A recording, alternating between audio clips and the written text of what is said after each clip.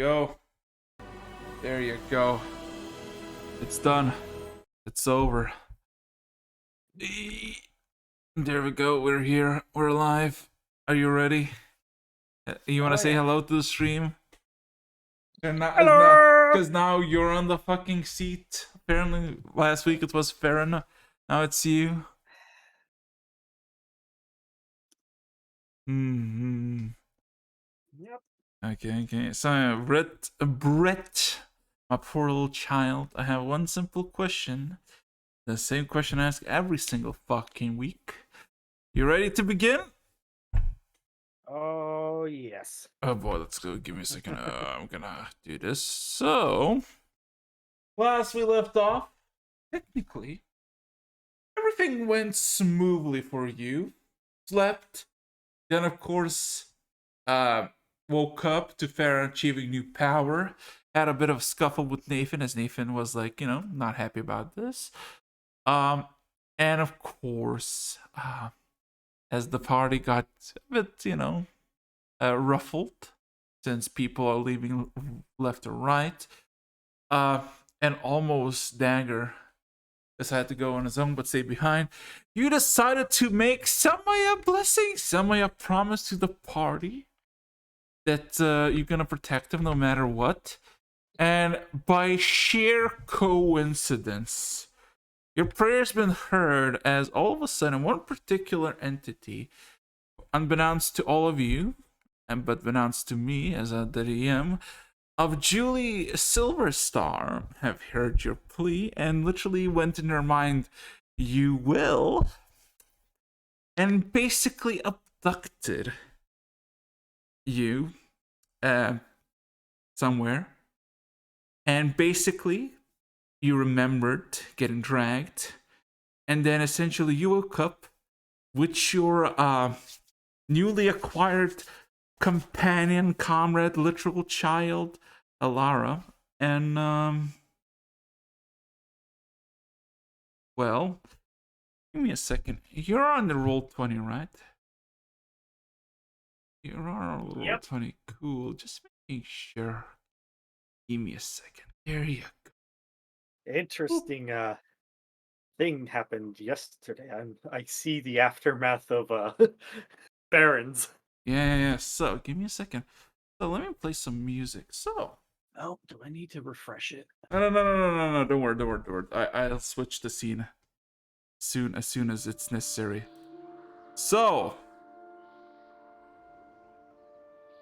The winds are heavy and salty. The rushing seawater plentiful all around. My good fella Britt, you're awoken next to your, I guess, adopted child. You look around, you don't see literally anything, as you're somewhere on some sort of wooden, stone platform. But in front of you, what you assume is to the north, about 30-something feet, there are two individuals that you recognize. That of Lecter, the current king of the archipelago, and Doran, Herald of Io, and I guess the person you worship. And they both look at you, currently now getting awake. What would you like to do, my boy? Or I guess in this case, girl. Well, she's going to look. She already checked on the child's last session. Mm-hmm. She's going to realize who's in front of her.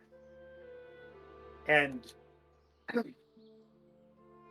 I would imagine that she is she gives a firm salute, traditional one left arm behind the back, as well as putting right fist over Question, left are you chest. standing up? Well, That's a good I will question. make my ways to stand up. Roll me a Constitution at- saving throw. Ooh. Okay.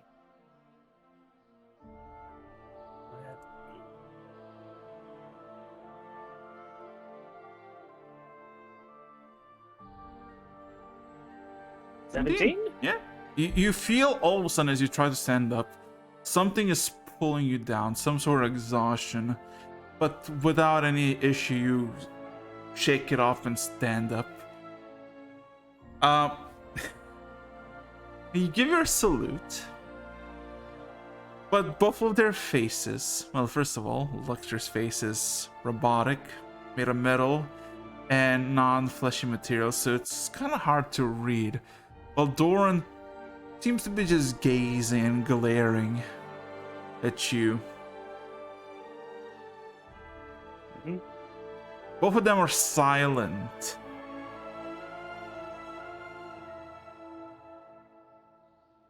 How long are you gonna stay silent? That's my question. She's well, things are running through her head right now. Is like there's like, oh shite! I am here in front of my god Doran here, and it's like, and as it's like starting to think, oh, this is pretty interesting. Not a whole lot of people can do this, and she starts trailing off. Starts like, oh crap! What about my family? Before she goes at ease. Roll me an insight check. Insight.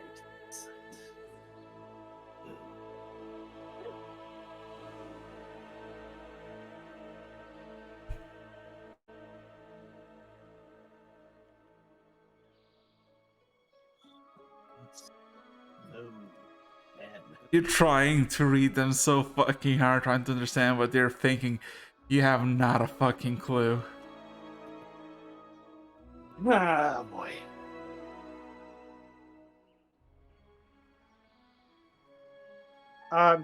After a while, I'm like, Mind you, it's been less than a minute.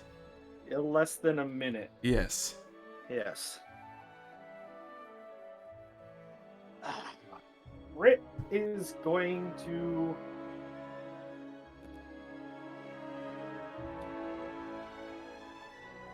look at Doran and give a nod, saying she basically trying to get across that she knows why she is here. Or at least she thinks she knows why she's here.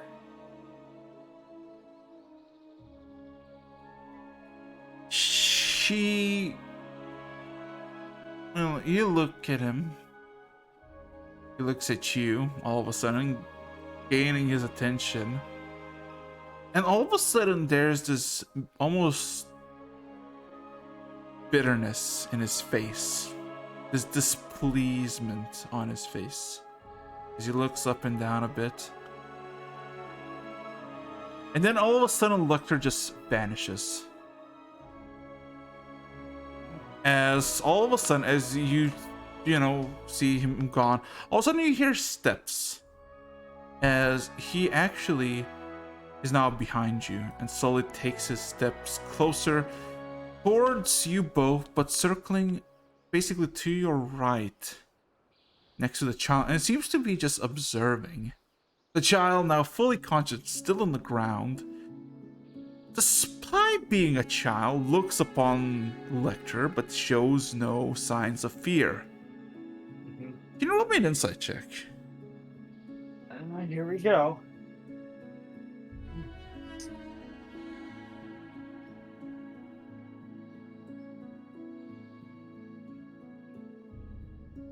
Ooh, 19. Okay.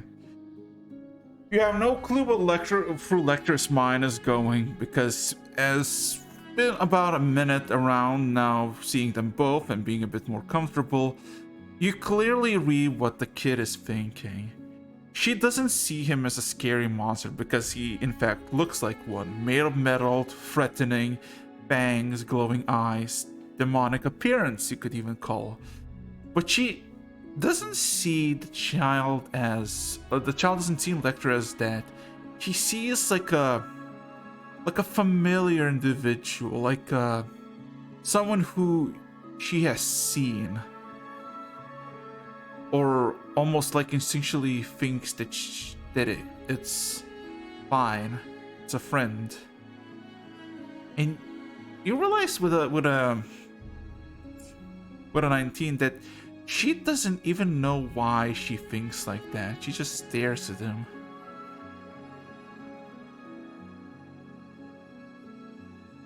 As Lecter passes by, his eyes wander from her to you, just lifting his head, and immediately looks at Doran.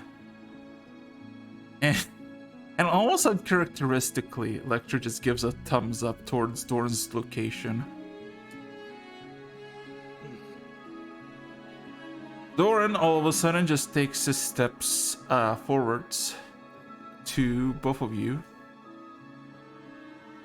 and just kind of very nonchalantly says, "So, your friend, the dwarf by the name of Farron, he obtained the blessing from the warlord Trugmar, I assume?"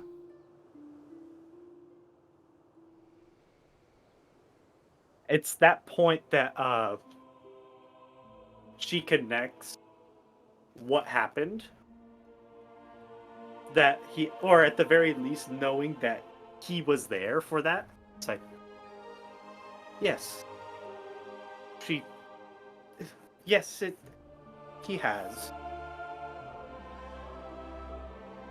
As you say that, all of a sudden he starts walking to his side, looking at you, and as he does, all of a sudden he extends his hand as if like to reach out for something, and all of a sudden this large gray metal glaive appears in his hands as he closes it with an iron grip. The glaive is about 9 feet long and looks incredibly heavy even in his hands. He just casually, nonchalantly paces to you. Wouldn't that make us enemies?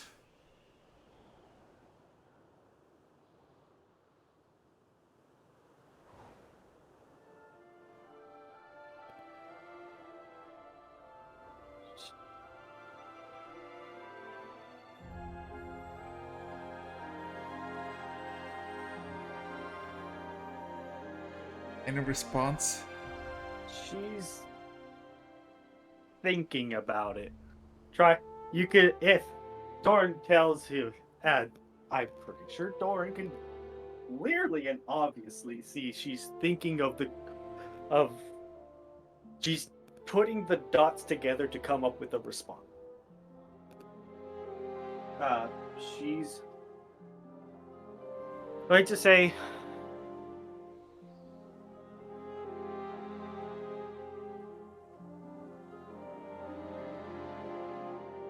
Farron decided to make that choice for himself,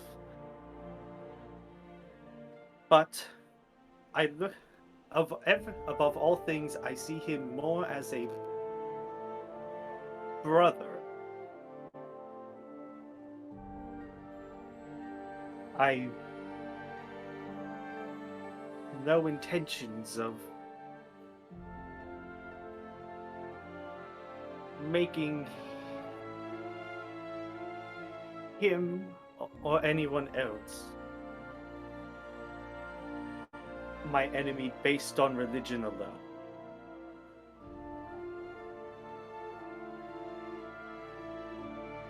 I'm afraid this is not about a religion. As he takes another step forward, he's about 7-8 feet away from you, but if he really wants, he can just lunge with his pole arm and just go through you. He's very much aware. Yes, there's this uncomfortable thing when each time the glaive swings a bit, there's this uncomfortable warm gust of wind that's just kind of hitting you. It's not even like 10 feet away from you, but it's like You feel every single wobble, every single shift in the pole arm resonating around your skin and even through your armor as he says, "Oh, that is okay, but what about Prugmar? If you take upon my blessing,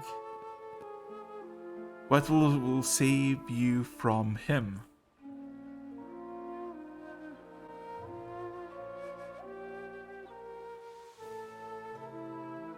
Do you know he kinda hates me, right? He all of a sudden slams the polearm to the ground. It immediately sinks in about 3 feet deep, and Doran just kind of leans towards the polearm slightly, just kind of eyeing your response. I am very much aware of the risk, but I feel that the risk is completely worth ensuring the fact that I am able to protect the ones I love.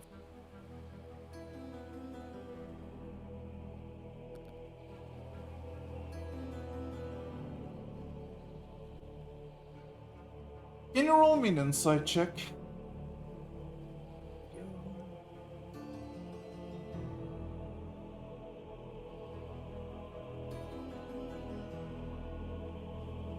Funny?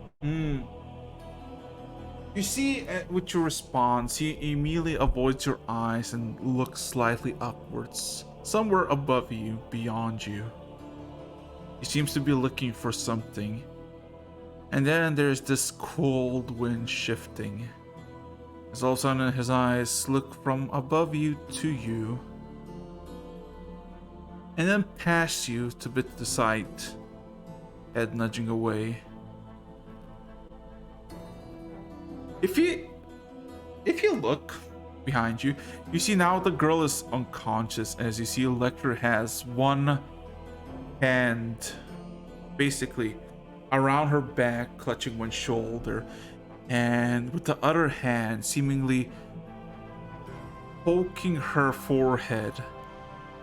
But also what you see in his eyes, in Lecter's eyes, that the brilliant orange yellowish glow in his eyes is replaced with a cold pale white color. Singular, unflinching, unmoving, but also somehow natural.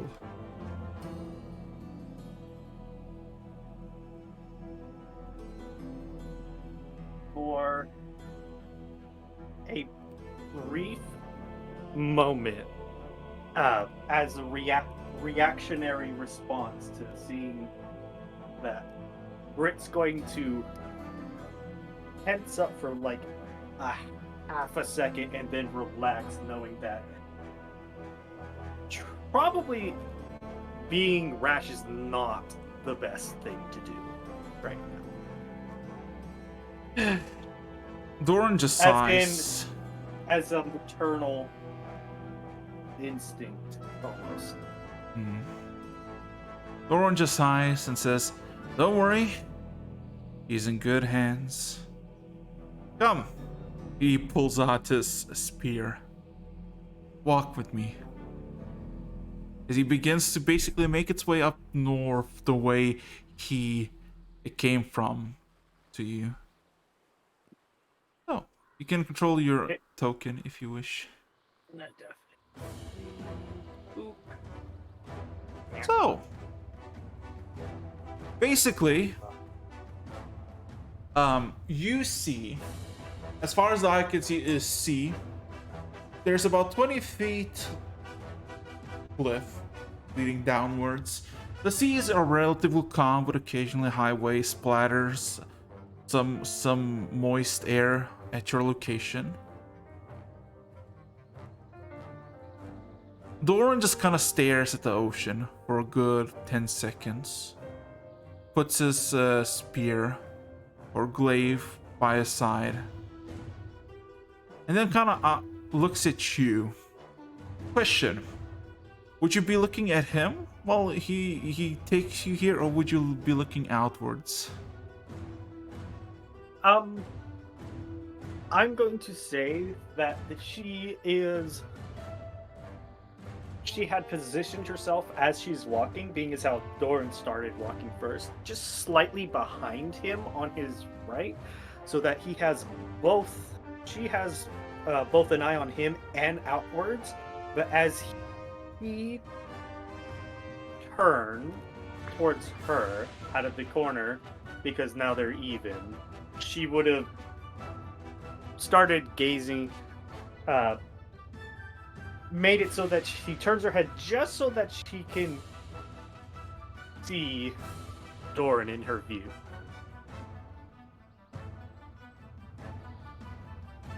Doran extends a hand towards the sea, his left one, and asks a simple question. What do you see in front of you?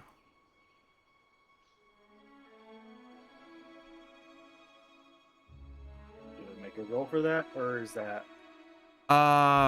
You can roll me an insight check with disadvantage. Oh boy.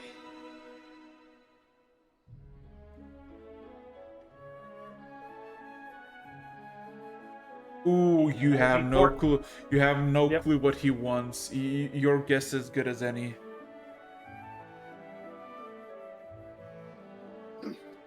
She's going to say, I see the sea, and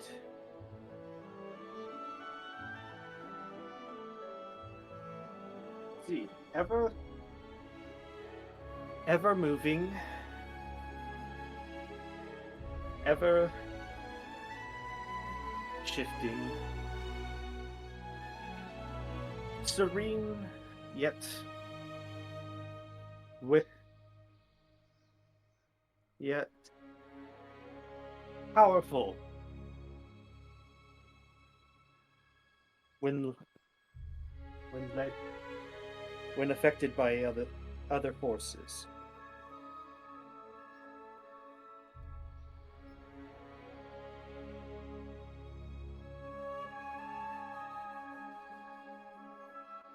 He looks at you a bit, then looks up at the sea, and gives almost like a scoff. You know, for most of my life, I never actually seen the ocean.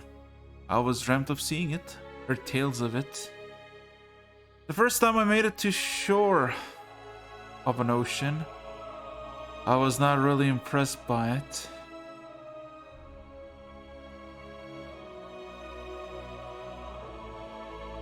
He then looks at you fully, like as in fully turns to you. I can offer you power. I trust you the same way Io trusted me in a way. But sadly, I'm not Io. I cannot provide the power that he bestowed upon me. Not to mention, Trugmar could pay a visit to you, as it did to me at any moment.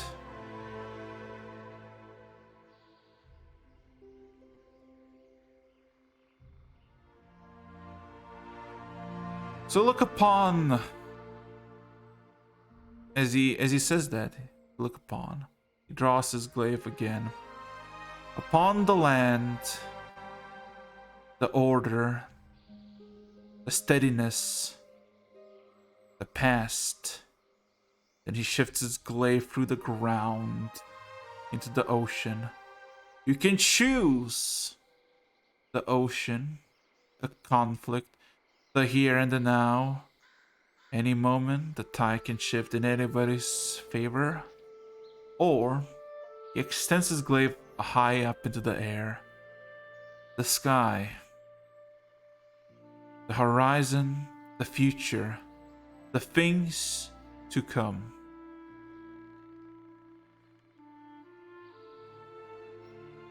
Can you roll me another insight? Yeah.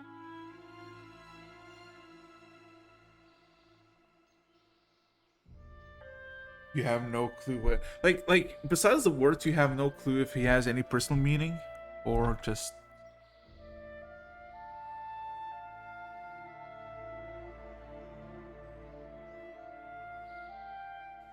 What?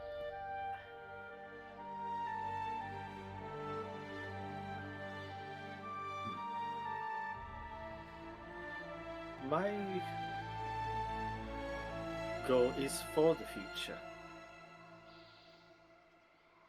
Is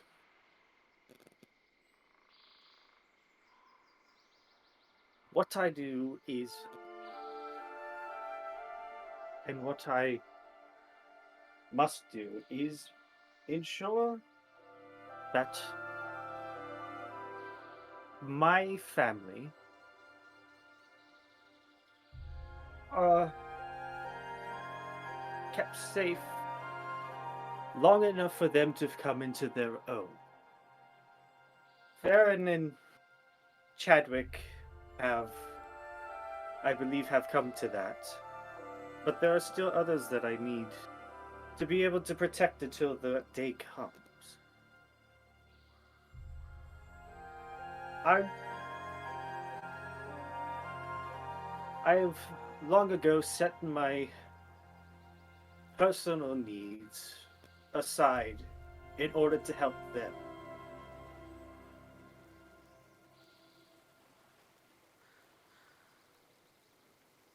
As she's saying this as she's looks from the sea to the sky and out over the horizon there between both of them.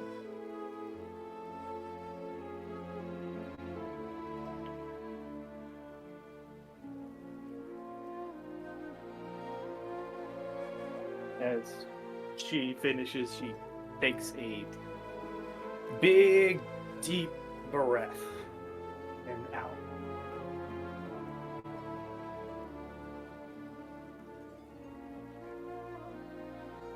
He seems to be fixated, Doran, onto the sky.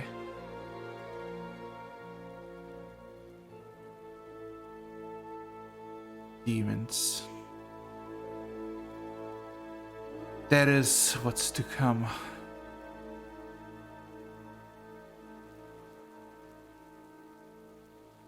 And looks at you. How many? From where? I do not know.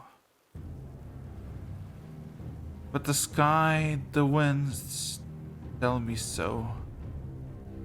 And I shall not question Io in that regard. Nevertheless, if you wish to safeguard the future so your companions and your loved ones flourish,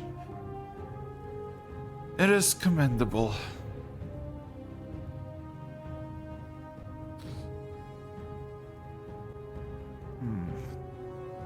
Can you roll me 4100?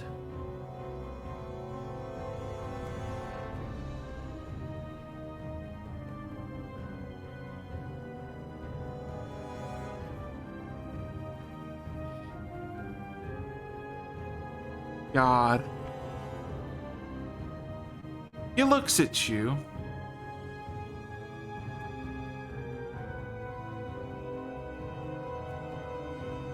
Takes a step back. Draws his glaive out of the ground again. And grabs it tightly with his both hands. He looks at it. As all of a sudden this mist begins to pour down the very edge of the blade. And it just kind of becomes almost translucent. He takes the deepest, longest sigh that clearly should be like 2 or 3 times more shorter, and then looks at you. Get on your knees and close your eyes.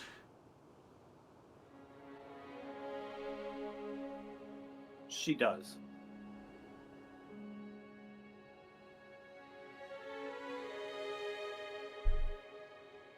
Can you roll me one more insight check before with advantage?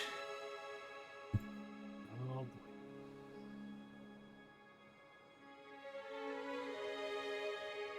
Ooh, fuck. You question why you're doing this. Before almost as swift. Give me a second. As swift as your question in your head arrived, so to a sudden cold vacuum enters your stomach, your spine, and all of a sudden you cannot even open your eyes. As all of a sudden your body just goes forward. It's devoid of pain, but you cannot move. You're frozen. You feel your life fade away. You feel like dying. But it's not one of panic, not one of frenzy, of questioning, so why, wow. It's one of peace, tranquility, as if a sleep long deserved finally arrived and you can close your eyes for good. I have a simple question for you, Britt. As your conscious fades into nothing, as you slowly drift away, what is the final thing that you think to yourself?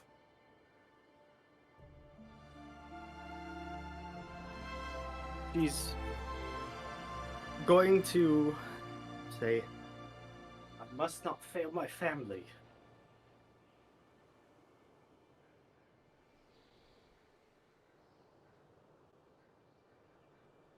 No.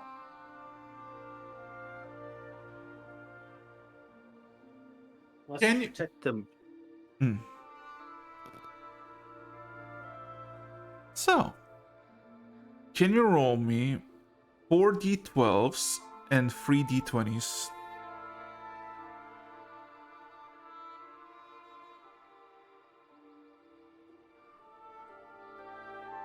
And 3d20s? Yes, 3 d20s and let's see.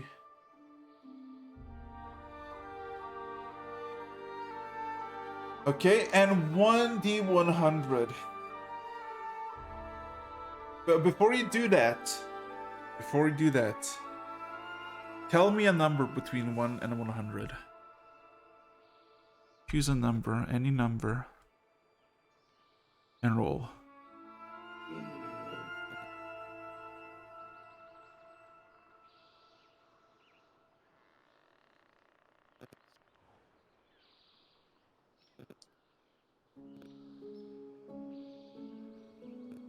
Give me a sec. the most trickiest of questions when the DMS. Pick a number, any number.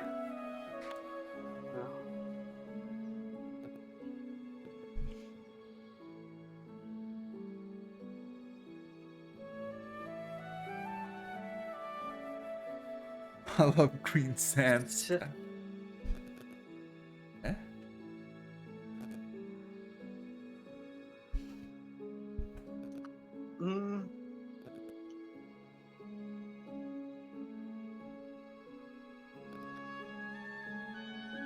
62. Roll d100. Ooh. Good. Good. Good. So,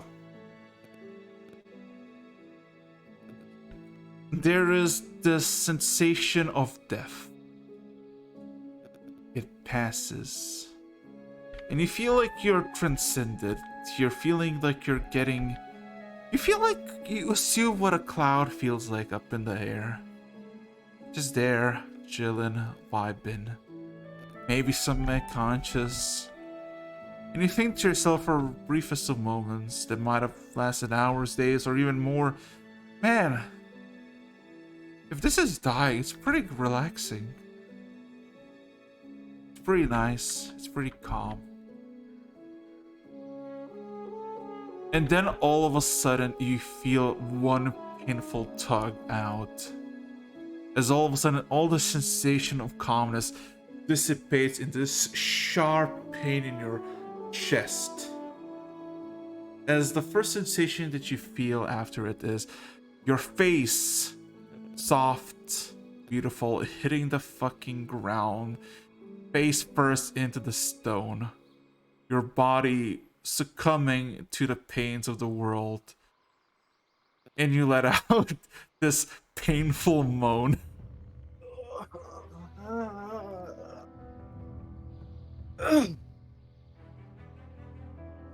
Yeah, she's gasping. She's breathing heavily now.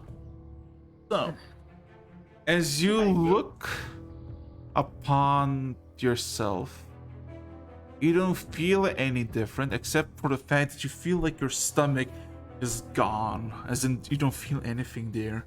You grab it and you feel a massive gash wound, but you don't feel any pain. The blood has stopped. You look a bit closer at the wound. You see that it's closed, but there is a scar now. And you see Doran standing there, looking down at you, with his glaive covered in presumably your own blood that slowly evaporates into mist. As he looks upon you for a few seconds, he extends his hand. He, Britt,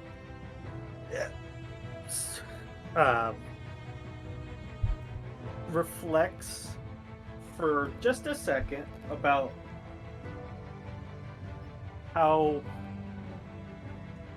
that happened, what happened all the way back. You hear almost an instinctual Before.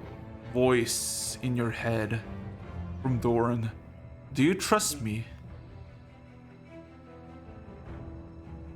Nods, grabs the hand.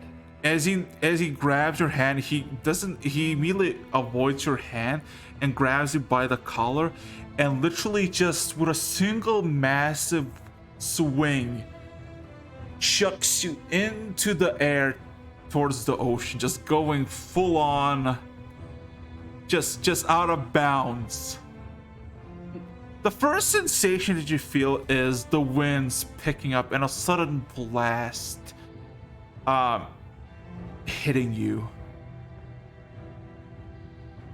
As all of a sudden you clear, like the sudden shock stops, you realize that you're somewhere in the ocean. You look down south. You see the landmass that you came from. But also you realize you're not falling. As you look around, you're seemingly staying still in the same height. About 50, 60 feet above water.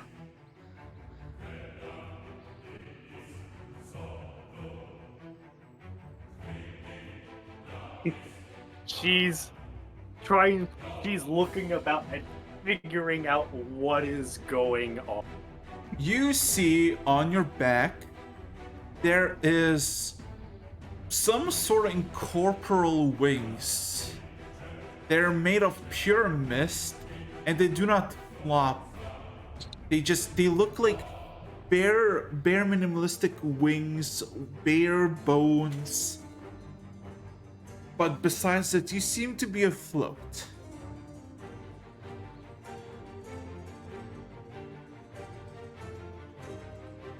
Okay. Second. Okay. Yeah, you're currently flying. She's going to try and position herself so that if she was on ground, she would be standing. Then she's going to try and see if she can't turn around to look at Doran. Well, You don't see Doran. You see the landmass that you probably came from, because you don't see any landmass, and that one is to the south. But yeah, you seem to be controlling this thing unnaturally well. As all of a sudden you hear another voice, this time from a person you never heard before. If you could just stand there for a few more seconds, I'm here to help on Doran's behalf. Okay. Okay. All of a sudden, a moment's notice, you see a massive sea creature, like a shadow below you, peek out its head. And you don't know what fish or creature it is, you just see it's a lot of black chitin. And on that black chitin, you see one individual. You see what seems to be half-elf covered in coral, wielding a trident that looks like it had better days, and the thing seems to be missing one eye, covered with a handful of very old raggedy bandages. It looks at you with this almost sadistic and quite unhinged smile. As he goes, "Hey," waves his trident at you. She's going to do that little half wave with the kind of a little bit of a. Okay, just go. Okay. Say go with it. He points at you and says, "Okay, now stand still." As he drops the trident into the water, and you see this like air bubbles as it fucking zooms to the depths. And then he extends his hand towards you, and there's this massive crackling arch of electricity. And he just goes, "As your queen, empress of the sea, I, your noble servant killer, I call upon thee. Smite this heathen and bless it with your might." As he points his finger, and all of a sudden, you see this wobbling electricity, like a, you know those sea snakes? Not sea snakes, but those air snakes that they can glide in the air and just like wobbles. Yeah. There's this now the slow arch of electricity just slowly wobbling towards you for a few seconds, like few feet a second. It's very simple. Like it would take a minute. And then all of a sudden you see just a blinding light below the ocean, and all of a sudden the fucking trident jets out of the water and hits you. Can you roll me d6?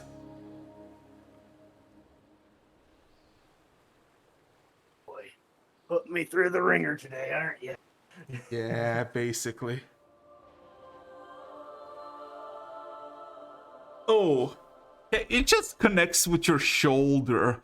You clearly feel it dislocating before the entire electricity curve just kind of whiplashes around you. And the first sensation you feel is, owie. The second pain you feel is so much so you can't even think anymore. Can you roll me a d20 and a con save?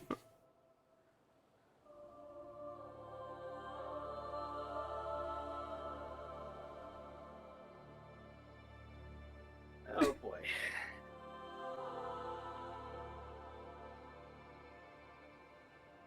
Okay, D20.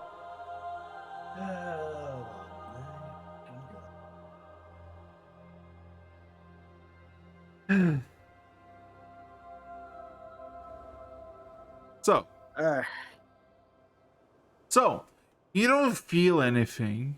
Like, the shock, everything goes black. The sensation that you feel next is you laying on something hard, and you're getting repeatedly slightly slapped on your chin. As your eyes open up, you see this elf staring at you with a smile, just kind of tapping you, just like, "Hey, oh, hey, there you are." She's gonna she's gonna give a slight smirk. It's like, yeah, I guess we're doing this. We're doing this. Okay. You can go now. As he says that, the whole creature that you're on is slowly submerging.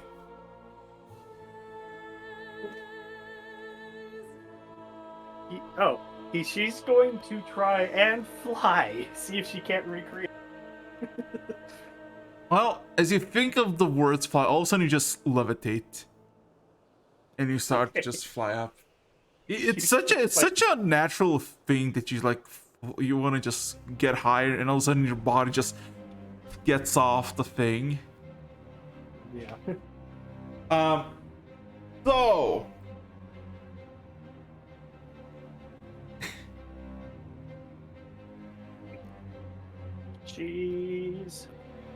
unless she is told otherwise, she's going to try and see where the landmass she got yeeted off. you realize you still see it. It's to the south, maybe a few miles away. But you realize that you fly incredibly fucking fast. Like, incredibly fast. But eventually, you make your way back to the fucking shore. I don't know where you want to fucking go, but basically, wherever you are, where you want to position yourself, basically Doran and Lecter are basically by Laura, chillin', vibing. Let's say right about there. Would you? You really do want to see if you just crash in just space. Okay. 71. No, you do not crash into it. Okay. So, the people seem to be exchanging looks with each other. Laura seems to be conscious now, sitting on the ground, eating something. Electra's just squatting down, just kind of eyeing her. Lauren just kind of nonchalantly staring at them both, then sees you approach. And just gives a nod. Well done. You did well.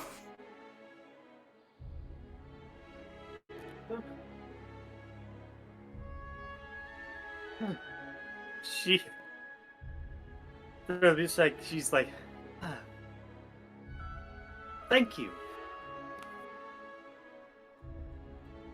Just that. Just says thank you. Well, I've given you enough. It should be sufficient enough. And this power is yours. It does not belong to me or any other individual. Because I know what mortals on their own pursuits can achieve without any more gods claiming to them. Nevertheless,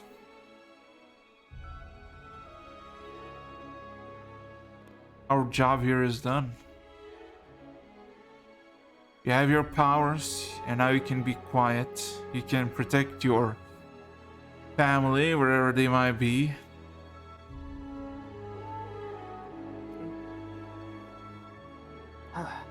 Also, you have a very peculiar child. He just kind of straight up points to Laura.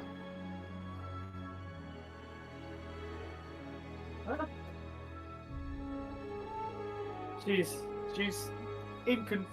a little. She like kind of nods a little bit. It's like, yeah, and then she's like, wait. She almost has a wince. Is like, wait, the gods are saying she's peculiar. Wonder why. Like, then she's like, well,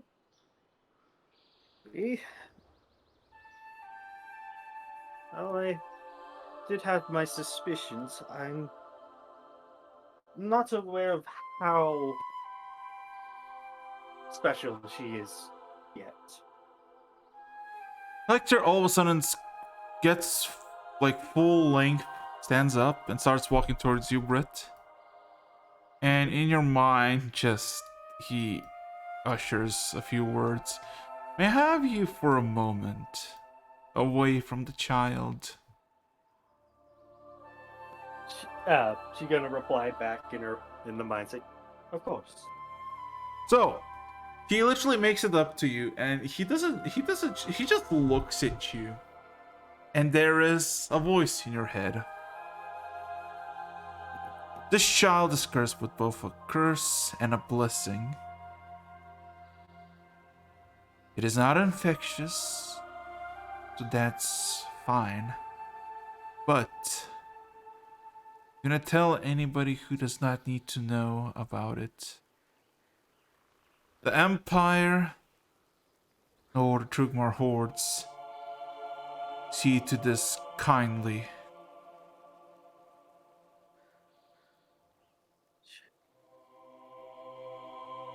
She gives us a solid nod. It's like, I will protect her with my life. If she means that much.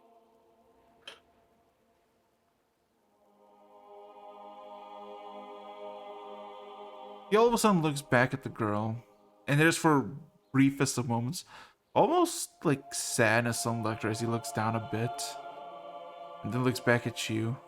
Another voice in your mind, same from Lecter. She has a uncle, the sole living relative in Halasha. Go to him, but do not let him keep her. Her parents went to the Yellow Marshes in order to cure her, but they all almost met their end. Now, I do not know what the Yellow Marshes are, but apparently it's a sinister place, seeing as the marshes themselves did not wish to consume her.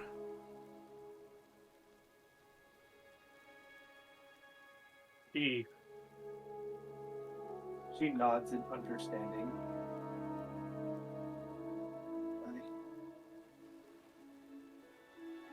I don't worry. Huh. I've grown quite attached to her to give her up. He then eyes you. And what of you? This parasite. How did you come to contact with it? Why do you have it and yet you seem normal, not infected, but a simple glance? Do you have dreams? Vivid, unnatural? She thinks and then she puts it together and once opening a box to Tarumak's heart that started this whole quest that I am on.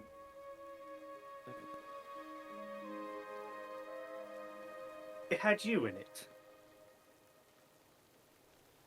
if I remember correctly. All of a sudden, the yellow iris disappear, and you see what you assume are stars in his eyes as one white dot on each blackened pair as he glares at you.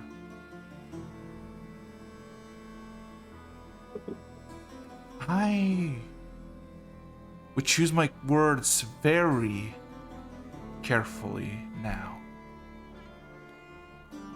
You did not see me do anything. In your eyes, you can hear the voice.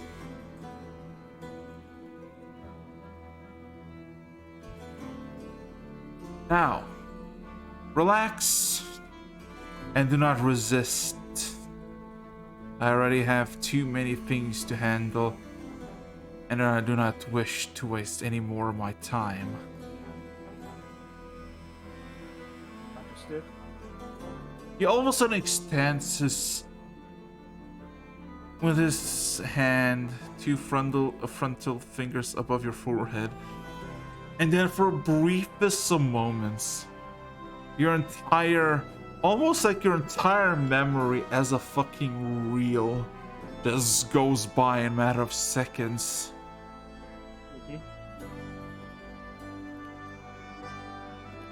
And then he looks at you, squints his eyes, and takes a few steps back. In his hand, in his right hand, all of a sudden you see sparks, pure white sparks manifest as all of a sudden a massive fireball engulfs his hands. As all of a sudden, Doran almost instinctually just flies in front of you.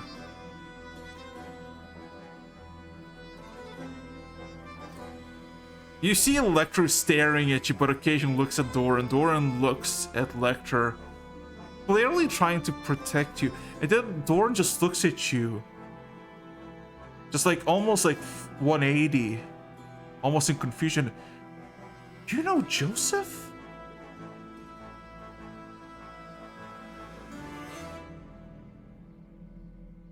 Kind of. He visited us before our journey began in the night we all... She pauses.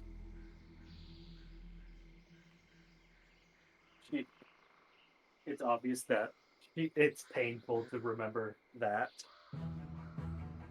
What happened. As she touched her stomach, but it's not for the sake of touching the scar that's currently on. It's for the other time something had run across her chest, or her stomach.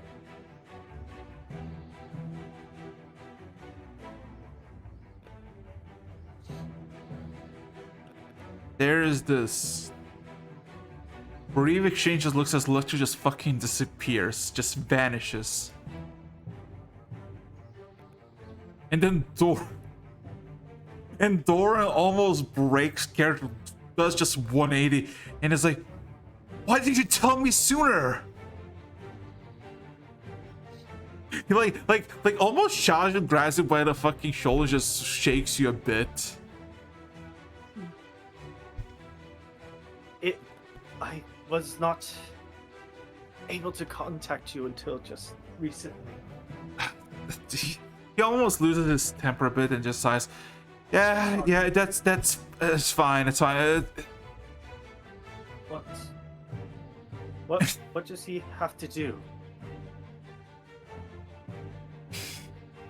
Lecter all of a sudden reappears almost immediately in the same spot.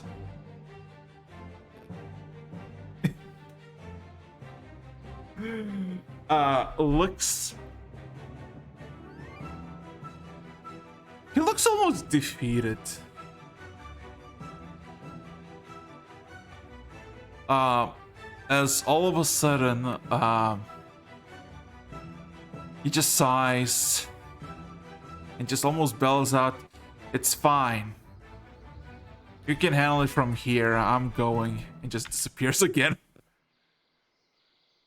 This time, like, unironically, he just spoke. He didn't use his mind. He just fucking spoke and left. Again, just vanishing. Doran just sighs.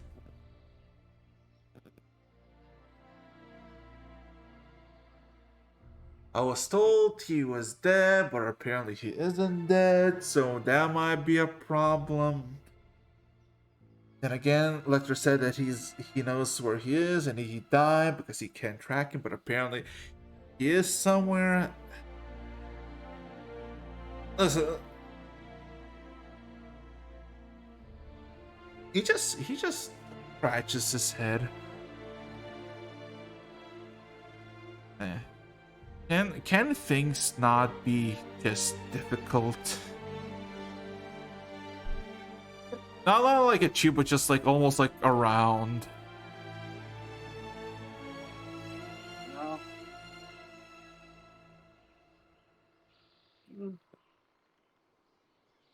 I mean, it difficulty makes us rise to the challenge to overcome it now, doesn't it? He looks at you tired, just like completely lost the character of like the stalwart, and he just looks tired as he looks at you. Yeah, I also believe that, but man, there's so many incompetent people in this world that are just willing to let things go by, let innocents die, and for what? For absolutely nothing. He rubs his head almost out of frustration. And then looks at you, looks at the girl, and just kind of gives this motion between each you. Just get her and just get out.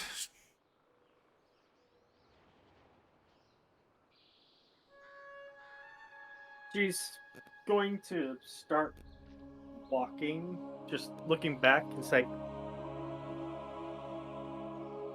"So always looked highly upon you. You're my inspiration for keeping the ones I love and the innocent safe. I'll take this power and use it to protect those who cannot protect themselves."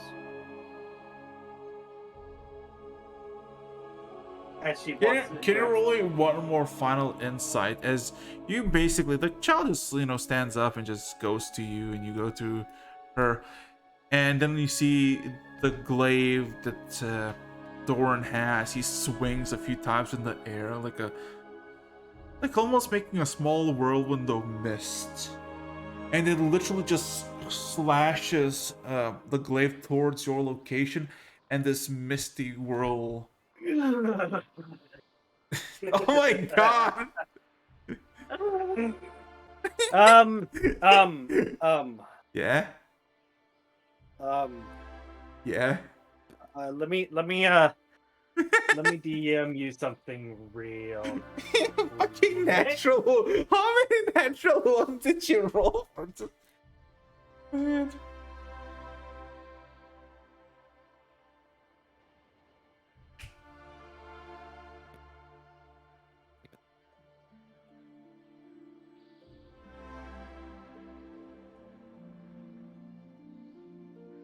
Wait, did you DM me that? Oh god. I DM'd you something. I need you to answer it in the DM.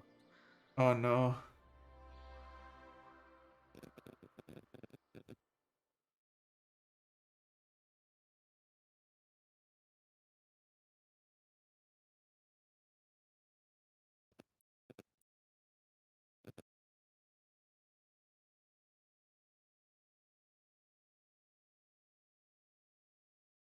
Second?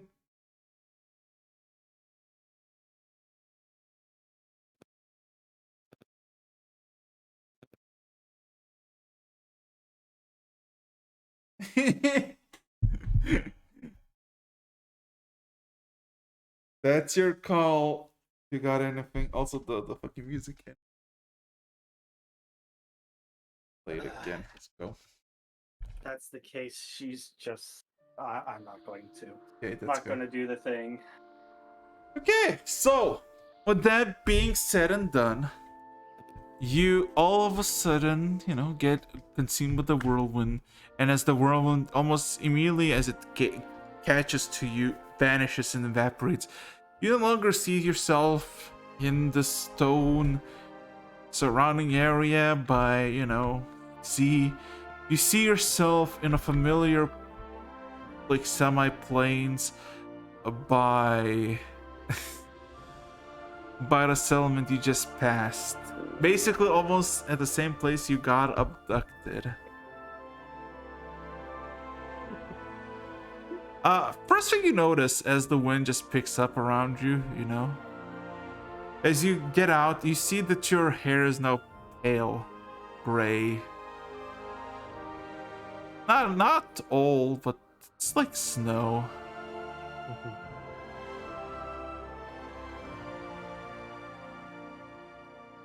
She's going to look at herself over, see if there's anything else that's changed. Well, you see that you have now a fucking massive, like, your chest is fucking bloody.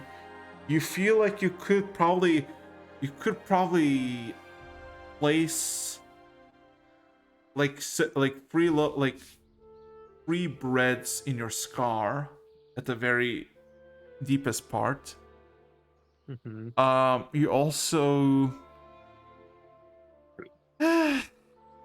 Yeah, if it's hurting, if it's still bloody, we're gonna probably pump a few healing. no, it's like it's dry blood. It's not like you don't just have like a massive gash wound bleeding out. Okay, I was gonna say. Oh god. Anyway. Oh god, over an hour and it's done. Well, it's over, I guess. Oh boy. Yeah, there you go. So, congratulations, Britt. You are mythic level 3 and you are a level 12. Oh boy. Yeah, there you go. But also you get some cool boons and traits. So that's good for Nice. you. Oh wow. Oh So, boy. anything you wish to say before I'm shutting the stream down with no survivors? I honestly thought I was going to die at some point. Oh boy, you did. Anyway, Yeah. who do I raid? Let's see. Who do I raid? Who do you raid? You know what? I'm gonna raid this very niche YouTuber. Anyway, thank you everybody for watching. Thank you Kawazu for the raid, and I'm gonna go. So thank you everybody for watching, and see you tomorrow. This concludes Britt's successful gamble. It's Gambit. Man. Yeah. Fellas, it's over. It's done.